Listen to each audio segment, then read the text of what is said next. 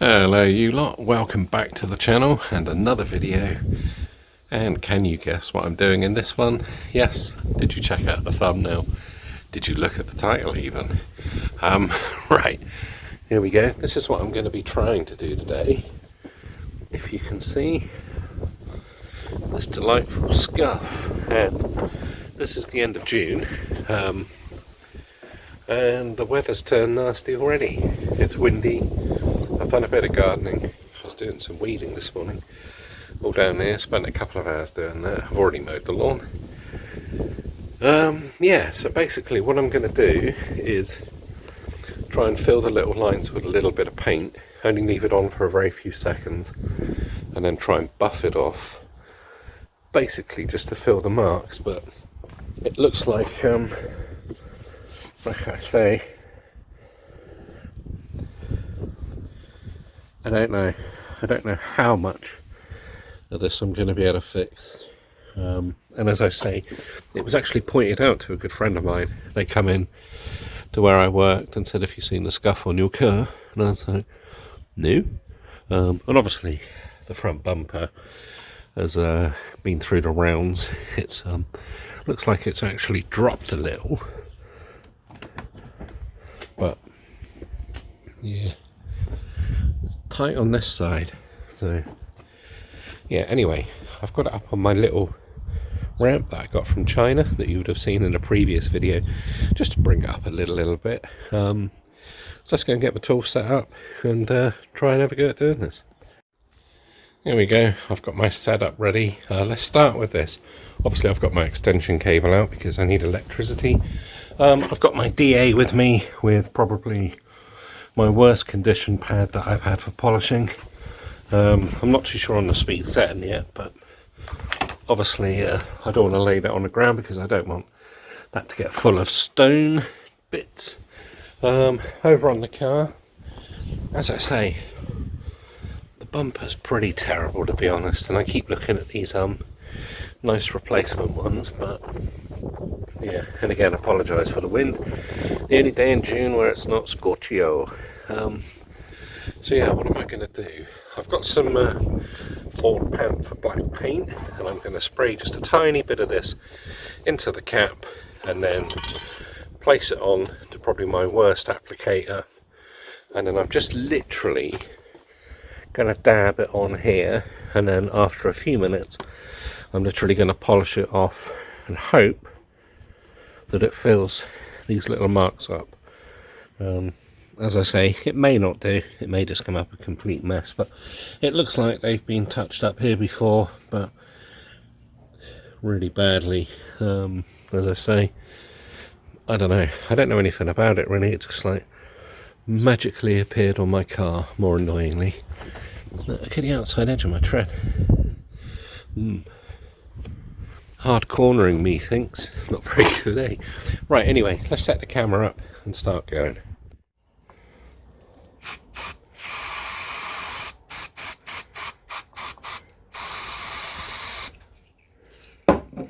There we go. I've put a little bit of paint in the lid, not very much.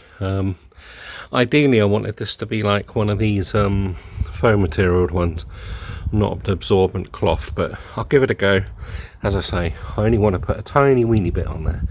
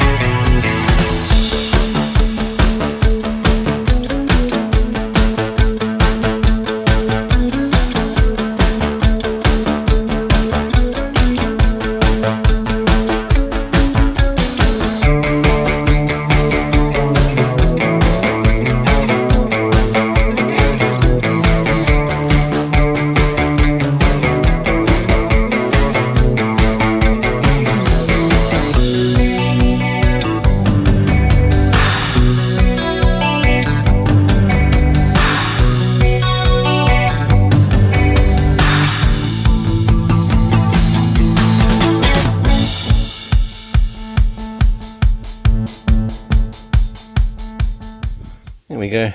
Obviously this little bit is a bit deeper than I thought, but as you can see, or you can see my reflection really, I've done a little bit, just basically tried to fill in the scratches.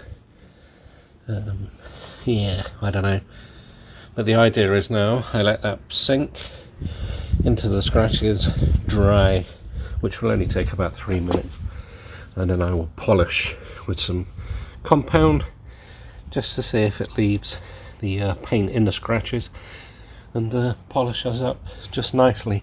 I mean, if you look at it, yeah, it's covered in stone chips, and it's a used car, like I say. I don't hammer it, but there's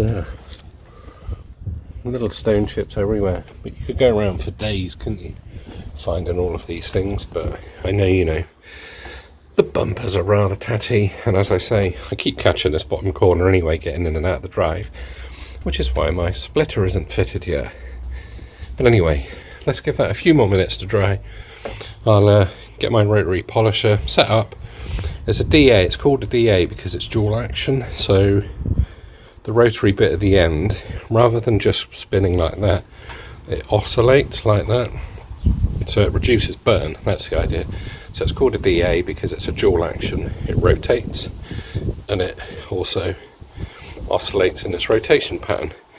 How boring, I know. Anyway, right, let's let that dry, come back and make a start. Right, so welcome back. It's been a few minutes in my time and a few seconds in your time, but I've got my scratch remover, my G3. So yeah, I'm going to be quite liberal with this because obviously it's technically, I guess you would call it overspray, but it's over smear where I've put it on. So yeah, I'll put a fair bit actually on the pad and then get whirling. So let's set the camera up to do that again and get filming.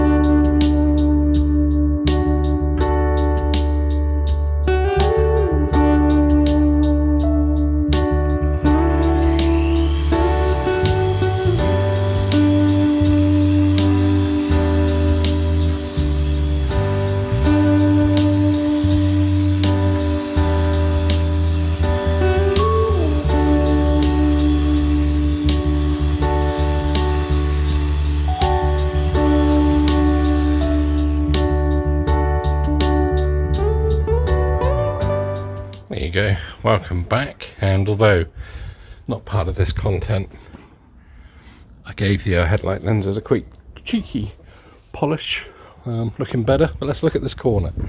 Let's move the chair out of the way. Right, so there we go. I've yet to finish the polishing, and as I said, these bits here you won't get out. I've still got a bit of crazing up here, but in general, and especially this corner, you can still see scratch marks in the plastic. But like I say, when you come back away from the car, as I said, this has obviously been touched up before from something previous, and you can see micro scratches across here, but I don't want to get too close to the wing, too hot on the paint.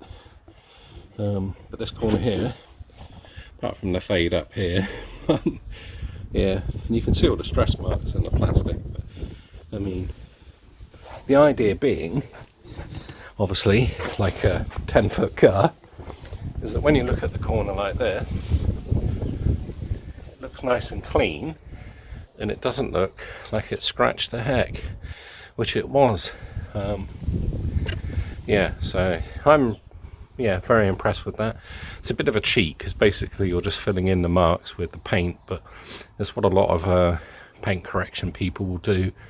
And admittedly, I probably do need the bumpers resprayed, but I keep looking at these slightly different designed ones, but I'm having difficulty trying to find a good source of supplier, or in actual fact, if you know somebody that's got a mint Panther Black pre-facelift bumper set, leave a comment down below and I will chase after them, literally.